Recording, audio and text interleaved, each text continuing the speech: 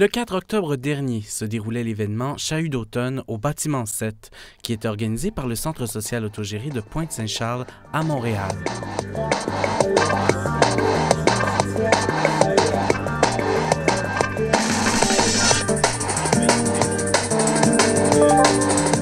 Après 4 années de lutte pour obtenir le bâtiment gratuitement afin de le mettre au service de la communauté par ses membres, l'organisme semble prêt de toucher au but. Il ne s'agit pas de la première fois que le Centre social autogéré tente de s'approprier une usine abandonnée pour y baser ses activités.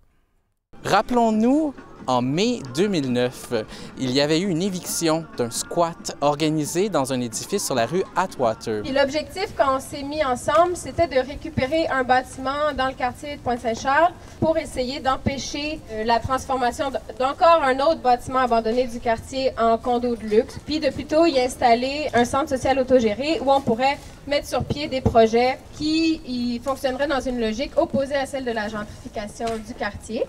Quand on s'est mis ensemble, on pensait que ça irait relativement vite, ou du moins c'est ce qu'on espérait.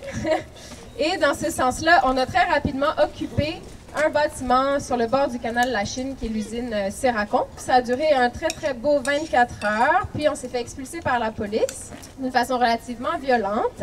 Le Centre social autogéré était alors apparu dans les médias en 2009. On se rappellera peut-être la conférence de presse convoquée par des membres masqués au pseudonyme contenant Grand Maison. Question disons, d'enlever le côté vedette des porte-paroles. Donc, on était toute la famille Grand Maison et on était plusieurs, puis on avait les masques et on s'appelait Squat Grand Maison, À nous la Grand Maison, C'est ma Grand Maison.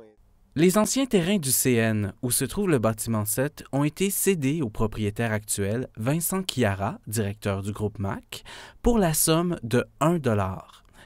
Le collectif C'est à nous travaille depuis janvier 2009 afin d'obtenir gratuitement la propriété du bâtiment 7.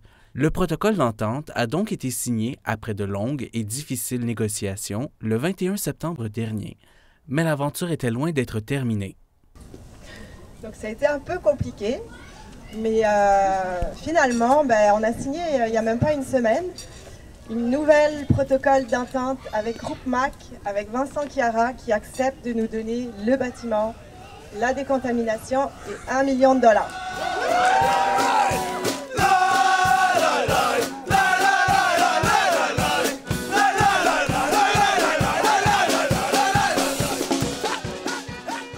Mais comment un centre social autogéré peut-il être sérieusement reconnu dans un processus d'acquisition pour un bâtiment de si grande envergure? En fait, le centre social existe depuis 2007, puis on cherche un local. C'est ça, on veut un local, mais on ne veut pas payer, on veut avoir quelque chose de gratuit. C'est un statement politique en disant qu'il y a plein d'espaces et que le capitalisme, en fait, nous oblige à payer des espaces alors qu'on est capable d'en récupérer gratuitement.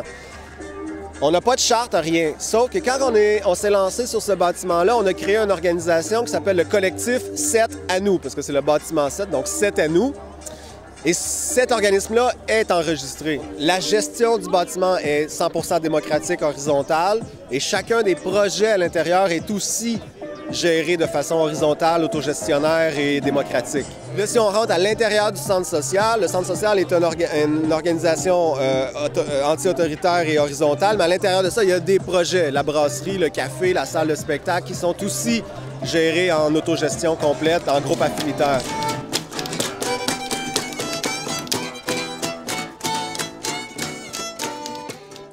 Cependant, la Ville a refusé de signer l'accord de développement global en juin 2011, avançant des raisons techniques et administratives.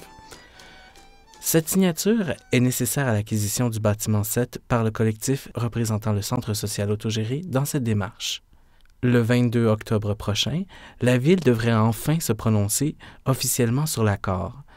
Les membres du Centre social autogéré retiennent leur souffle d'ici là.